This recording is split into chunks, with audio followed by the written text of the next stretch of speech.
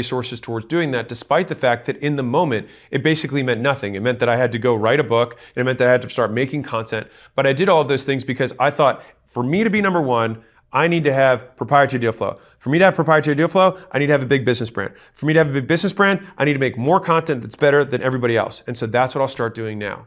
And that's where I'll allocate my resources. Even though I could have done a lot of different things, that was the one that I felt at the time would give me the most leverage. And so far, it has worked out. But asking that type of question, you don't get to that type of solution unless you ask the what would it take to be number one. And then sometimes the answers surprise you because you do have the resources to do it, you just haven't yet. And the reason this question is so powerful is actually from Steve Schwarzman. So in his book, or his autobiography, I think it's What It Takes, I think it's what it's called. He has this really amazing opening couple of chapters, and he talks about this idea of thinking big. And he says, building a really big business is hard. Building a small business is hard. So basically, it's just about as hard to do anything because hard is a constant. So you might as well go after something really big with the equivalent amounts of hardness. Now, we can get into difficulty levels or whatever, but basically, the upside of the incremental increase in hardness is outsized. And so if you want to build a really successful restaurant, it's going to take you a really long time. You have to manage lots of people, and it's a tough business. And if you want to build one of the top software companies in the world, it's also going to take a long time and be really hard. But one of those could get you into the many billions, and one of them will probably cap at $1 million or $2 million a year.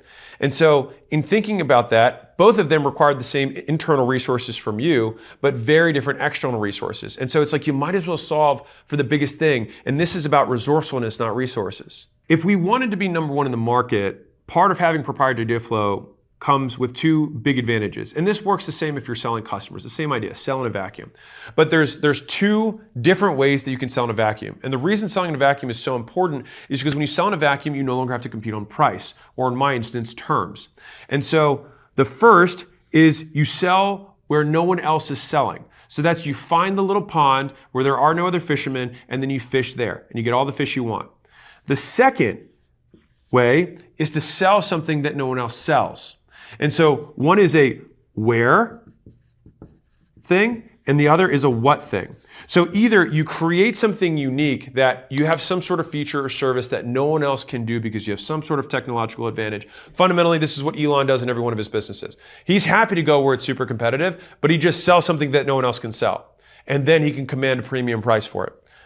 The alternative is to be good at providing value at scale to people so you get inbound demand. And then at that point, they're not choosing between you and 6 other people. They're saying, I'm either working with you or I'm not doing it.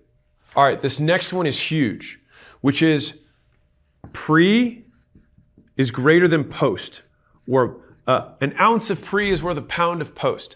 All right, so as I've advertised in many different ways in many different channels for different industries, I have seen this consistently be reinforced for me.